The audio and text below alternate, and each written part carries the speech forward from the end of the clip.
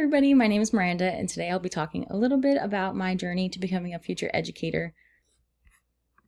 So some strengths that I bring to teaching specifically would be my patience, passion for teaching and learning, and relationship building with students.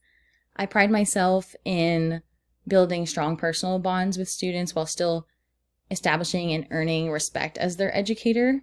So I think that's something that, I loved as a student was when my teacher created personal bonds with me, because it just makes the student more excited to learn and be engaged in class.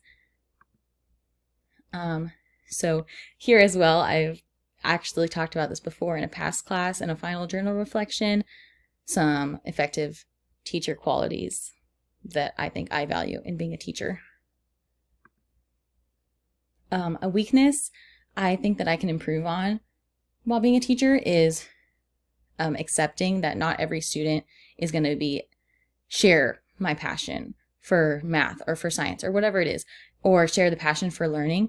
I think a good educator, as long as they try their best to reach out to that student and make a connection, then we're doing all we can and we're setting them up for success, and it's up to them to decide. So that's been hard to accept, I guess, as a educator in different positions, but that's what a good teacher should do, in my opinion.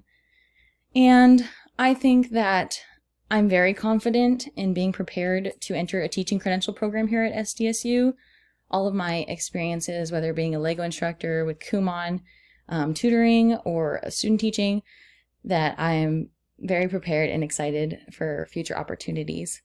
And I think that my passion hopefully will rub off on my future students, and I would love for them to have the most pleasurable learning experience. Thank you.